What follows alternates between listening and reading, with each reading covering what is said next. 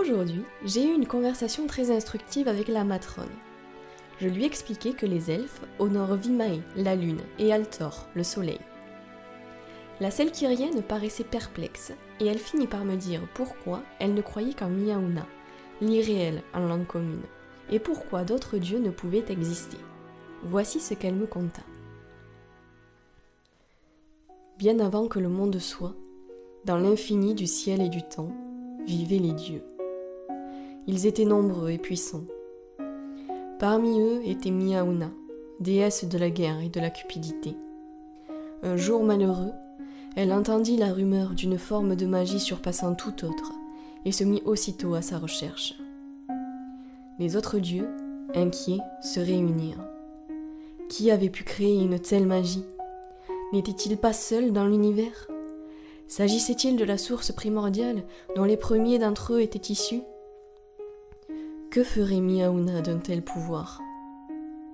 Certains se lancèrent à sa poursuite. Ils disparurent dans le néant. Miaouna élimina méthodiquement ceux qui tentèrent de lui barrer le chemin. Après 2 siècles de quête, aveuglée par l'ambition, la déesse trouva le trésor tant espéré. Une sphère aussi lumineuse qu'une étoile. Le mouvement de ses reflets bleus et argentés donnait l'impression d'une mer flottant dans l'espace. Elle irradiait d'une beauté calme et parfaite. Miaouna fut submergée par la chaleur rassurante qui en émanait.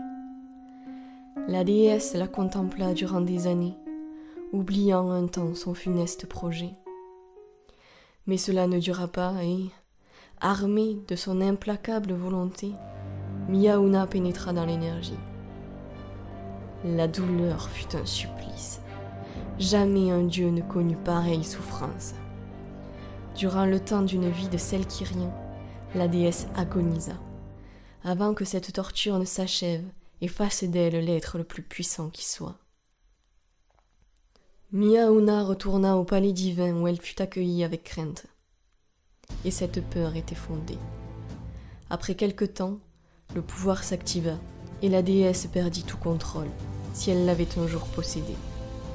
L'énergie s'échappa de son corps de manière désordonnée et déferla sur l'univers. De grands rayons consumèrent tout sur leur passage. Des dieux essayèrent de l'arrêter. En vain.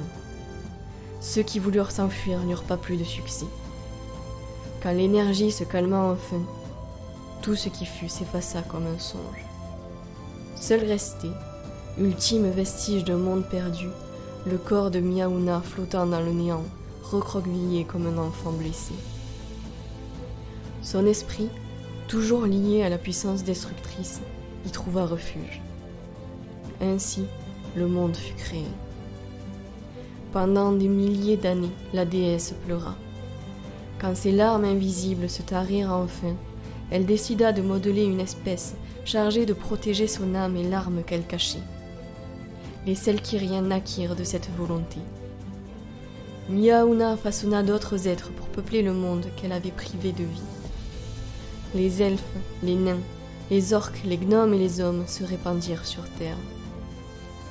Mais aujourd'hui encore, nous sommes rattachés à la grande destruction. Des résidus de l'énergie primordiale libérés lors de l'explosion sont toujours présents autour de nous. Parfois, l'un de ces fragments se lie à un être. Ce dernier devient alors un mage. Miaouna veille sur eux. Depuis le cœur de la terre, elle les guide pour que toujours ils fassent preuve de la sagesse dont elle a manqué.